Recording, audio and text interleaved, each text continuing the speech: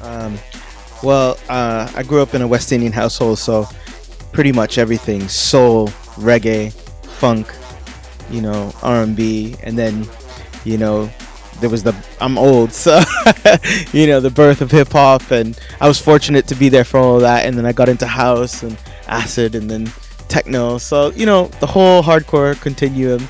But I really, in my house when I was young, it was a lot of soul music, lots of reggae and soca music. Yeah.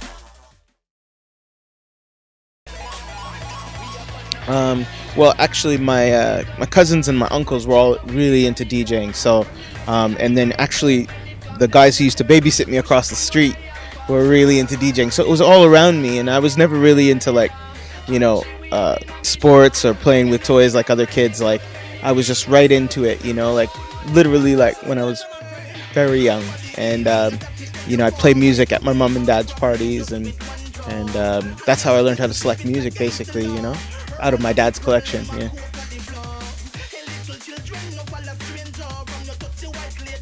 Oh, it was the fusion of everything that I'd grown up on, especially when it started to creep in. You'd hear like rare groove samples and soul samples, and and obviously the reggae B lines. I think the heavy reggae B lines. But I mean, in the earliest parts, I think even with the techno and the bleeps, it was the heavy B lines, and mixing with techno, it just sounded like some futuristic, crazy music. So I was attracted right from the get-go.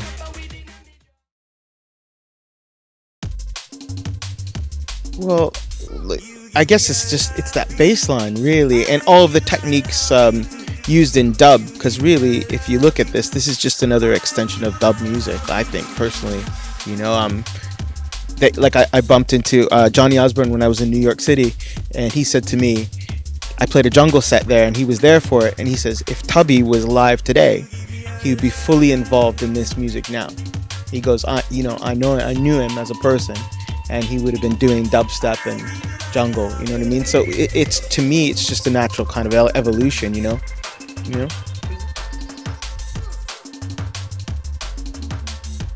Well, you know what? We were, in the late 80s, we had a really amazing house music scene. We kind of skipped the acid and went right to like around 91, where we were getting the UK bleeps and so on. And we had a lot of British expats living in London, living in Toronto, and they brought the music over. I started listening to a show called Radio London from a DJ called Malik X, and another DJ named Dr. No. But there was all these rave companies, and they were run by British people. So, and this is like from 91, 92. Basically, and then for about 18 years straight, we had one of the strongest scenes in North America until dubstep hit in 2008. And that was when everything changed. So for 18 years, our scene really, really mirrored London. Every single week, like, you name it, whatever DJ or MC from London. The guys were over regularly. I wouldn't even be excited to see, I would see GQ and be like, hey, what's up? Hey, Fearless, what's up? Navi, same thing, because it was just, they were over so often, you know what I mean? Every week, and that was we had a good 18-year run.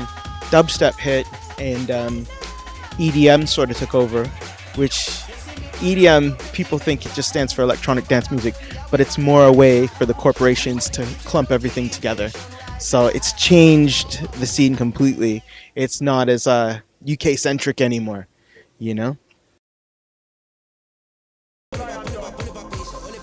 I would say, I mean, it's interesting now because it's a rebirth. It's like now you're seeing a younger generation of kids getting into it, and the music, it sounds a little bit different because of the way, the equipment that's being used. But I mean, right now it's kind of an exciting time because you've got, older guys who helped to create the music coming back into the music, and then you've got a lot of new producers. So I mean, it's kind of an exciting time, I mean, I just came back from Boomtown, and I'm still super excited. We played at the Lion's Den tent, and I mean, there was like, I think 9,000 people in front of us listening to Jungle for about 2 hours. So it was just, I mean, it's a really exciting time for the music,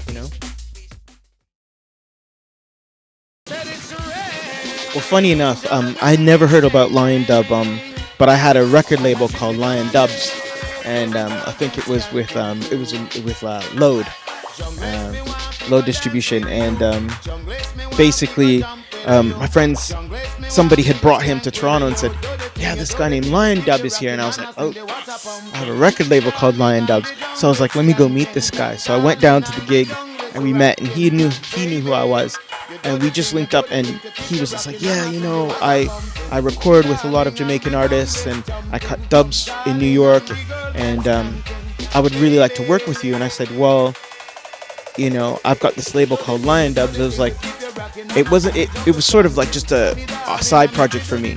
So I was just like, why don't we merge and do the label together? And that's how, and then we were like, okay, but let's call it Lion Dub International. So it just went from there. Yeah. You know what? Honestly, it's everything right now feels really surreal because, you know, even just getting to meet the Raga Twins in the parking lot. But you know, working with someone like Johnny Osborne, I would have never dreamed that if you said to me that, you know, at this age that I would be working with them. You know what I mean? You know, we were working with Sugar Minot right before he passed away, and he wanted to do a jungle album, just like right now Ranking Joe wants to do a jungle album.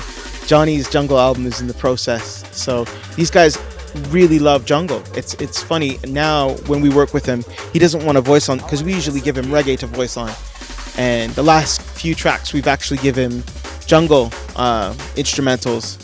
So he's really really excited about voicing on the jungle, you know. So.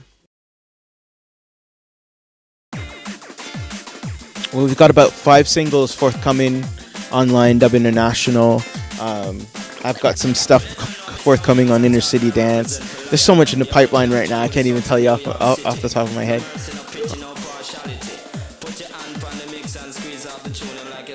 Oh, goodness, that's a tough one. Really and truly, I think in jungle, there's always like the serial killers. Obviously, you've got Congo Natty, you've got Lion Dub,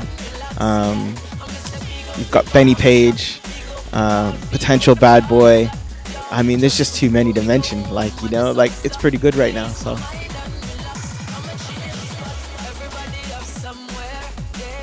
You know what? It's feel-good party music for me. Uplifting, positive message. You know, I like, you know, I always kind of, you know, sometimes I'll have a lover's rock edge to it. You know, that's what I feel I've always brought to it. But I just try to keep it fresh and energetic, and I always try to keep a heavy groove and really musical. You know, lots of music in there.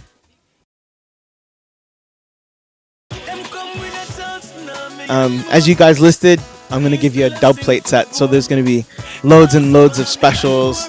I made a whole bunch of VIPs for this tour. So, you know, there's going to be a lot of remixes, and I think you guys will enjoy it. Yeah.